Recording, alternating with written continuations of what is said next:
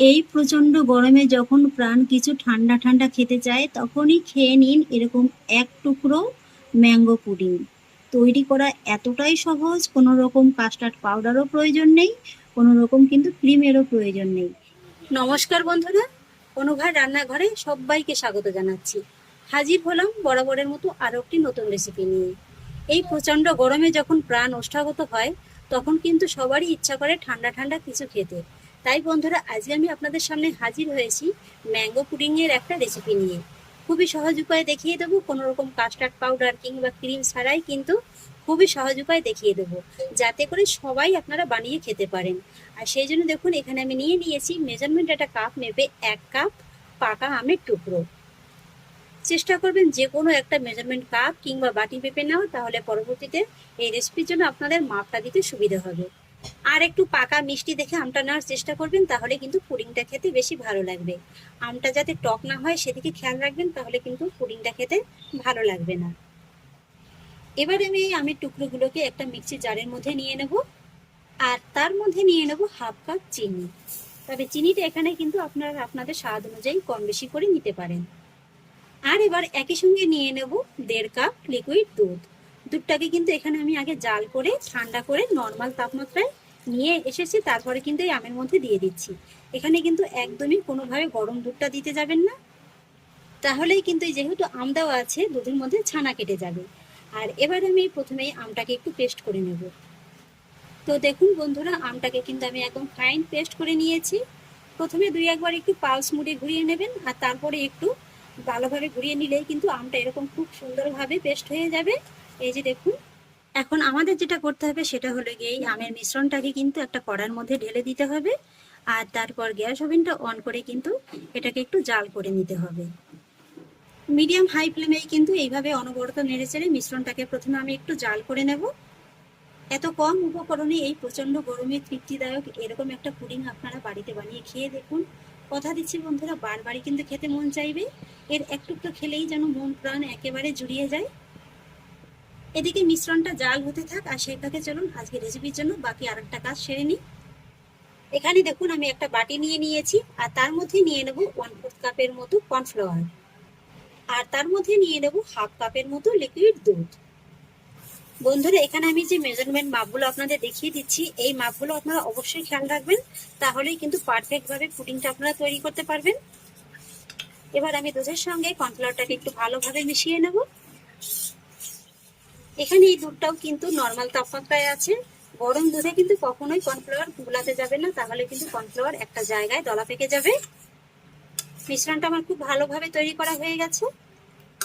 আর এদিকে দেখুন, বেশ কিছুক্ষণ একটু জাল করে নেওয়ার পরে আম দুধের মিশ্রণটাও কিন্তু বেশ অনেকটা ঘন হয়ে গেছে। এই যে দেখুন, আর ঠিক এই পর্যায়ে যেটা করতে হবে, গ্যাসের ফ্লেমটাকে কিন্তু একেবারে কমিয়ে দিতে হবে। আর তারপরে এই যে দুধের মধ্যে আমি কর্নফ্লাওয়ারটাকে গুলিয়ে রেখেছিলাম, সেটাকে আরেকটু এইভাবে নেড়েচেড়ে এই মিশ্রণের মধ্যে কিন্তু দিয়ে দিতে হবে। এইভাবে কিন্তু অবশ্যই একটু নেড়েচেড়ে নেবেন, যেহেতু কর্নফ্লাওয়ার নিচে কিন্তু বসে যায়। এইভাবে এক হাত দিয়ে অল্প অল্প করে দিয়ে দেবেন, আর এইভাবে অন্য হাত দিয়ে কিন্তু একটু ঘন ঘন নেড়ে চেড়ে দেবেন, তা নাহলে কিন্তু আবার একটা জায়গায় বসে দলা পেকে যাবে। আর এইভাবে যখন কর্নফ্লাওয়ারটা দেওয়া হয়ে যাবে না, তখনই কিন্তু আপনারা নিজেরাই বুঝতে পারবেন যেটা অল্প সময়ের মধ্যেই বেশ অনেকটা ঘন হতে শুরু করবে।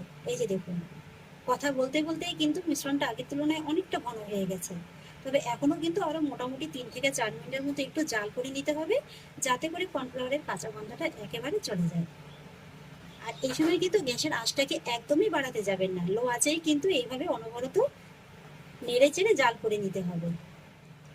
এতে দেখুন বন্ধুরা, প্রায় 3 থেকে 4 মিনিটের মতো জাল করে নেওয়ার পরে কিন্তু এই মিশ্রণটা একদম পারফেক্ট ভাবে তৈরি হয়ে গেছে। এই যে দেখুন, কত সুন্দরভাবে বড় বড় বাবল ছুটতে শুরু করে দিয়েছে। আশা করছি এটা দেখে আপনারা নিশ্চয়ই বুঝতে পারছেন। আর এই যে দেখুন, এর ঘনত্বটা একদম কিন্তু পারফেক্ট ভাবে ঘনত্বটা এসে গেছে। এর থেকে কিন্তু আর বেশি ঘন করতে যাবেন না, তাহলে কি হবে জানেন তো, ওই পুডিংটা যখন আপনারা বসাতে যাবেন না, তখন কিন্তু ভালোভাবে চেকিংটা হতে চাইবে না। তাই এর থেকে কিন্তু খুব বেশি ঘন করার একদমই প্রয়োজন নেই। আপনাদের একবার দেখিয়ে দিচ্ছি, এই যে দেখুন। এবার কি করতে হবে, জাস্ট গ্যাসের ফ্লেমটাকে কিন্তু অফ করে দিতে হবে। আর তারপরে মিশ্রণটাকে আপনারা আপনাদের পছন্দ মতো যে কোনো পাত্রের মধ্যে ঢেলে শেপ দিয়ে নিতে পারেন। এখানে আমি একটা বাটির মধ্যে সামান্য একটু তেল মাখিয়ে কিন্তু রেখেছিলাম, তার মধ্যেই ঢেলে দিচ্ছি। আর এখানে কিন্তু আপনারা কাচের কিংবা স্টিলের যে কোনো বাটিতে পুডিংটা বসাতে পারেন। পুডিংটাকে বাটির মধ্যে আমি খুব সুন্দরভাবে বসিয়ে দিয়েছি। আর এবার আমি পুডিংটাকে এইভাবে একটু সমান করে নেব। তারপরে এইভাবে হালকা করে একটু ট্যাপ করে নেব, যাতে করে যদি ভিতরে কোনো এয়ার বাবলস থাকে সেটা খুব সহজেই বেরিয়ে যাবে। খুব সুন্দরভাবে ট্যাপ করে নিয়েছি। আর এবার আমি পুডিংয়ের বাটিটাকে কিছুক্ষণ নর্মাল হাওয়াতে রেখে নর্মাল টেম্পারেচারে এনে নেবো। তারপরে নর্মাল ফ্রিজে রেখে দেবো মোটামুটি 2 থেকে 3 ঘন্টার মতো। 2 থেকে 3 ঘন্টার মধ্যেই কিন্তু পুডিংটা খুব সুন্দরভাবে একদম সেট হয়ে যাবে। তাহলে বন্ধুরা ফিরে আসি 3 ঘন্টা বাদে। ফিরে এলাম 3 ঘন্টা বাদে। এই যে দেখুন বন্ধুরা, ম্যাঙ্গো পুডিংটা কিন্তু খুব সুন্দরভাবে একদম সেট হয়ে গেছে। এইভাবে একটু হাত দিয়ে দেখবেন, যদি দেখেন যে হাতে একদম লেগে যাচ্ছে না, তাহলেই বুঝবেন যে পুডিংটা একদম খুব সুন্দরভাবে সেট হয়ে গেছে। আর এই যে দেখুন সাইডটাও কত সুন্দরভাবে একদম ছেড়ে দিয়েছে, দেখে নিশ্চয়ই বুঝতে পারছেন। এই যে দেখুন, এই যে দেখুন, আলাদা করে কিন্তু আর চাকুর সাহায্যে সাইডটা ছাড়ানোর কোনো প্রয়োজনই হবে না। শুধু হালকা করে হাত দিয়ে একটু টেনে নেও, এতে করেই কিন্তু সাইডটা খুব সুন্দরভাবে একদম ছেড়ে যাবে।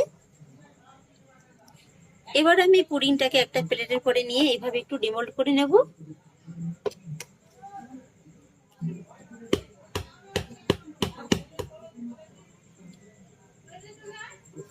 এই যে দেখুন বন্ধুরা, পুডিংটা কত সুন্দরভাবে ডিমোল্ড হয়ে গেল।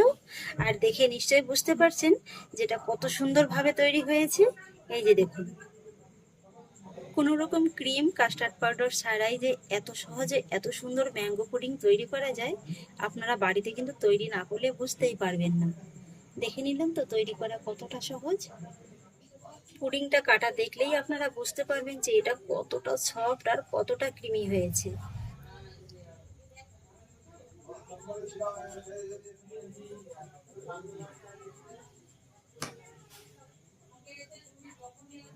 এই যে দেখুন বন্ধুরা, কত সুন্দর হয়েছে।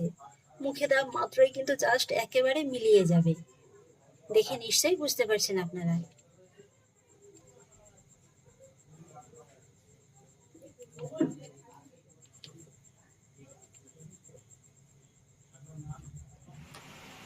এই প্রচন্ড গরমে যখন প্রাণ কিছু ঠান্ডা ঠান্ডা খেতে চায়, তখনই খেয়ে নিন এরকম এক টুকরো ম্যাঙ্গো পুডিং।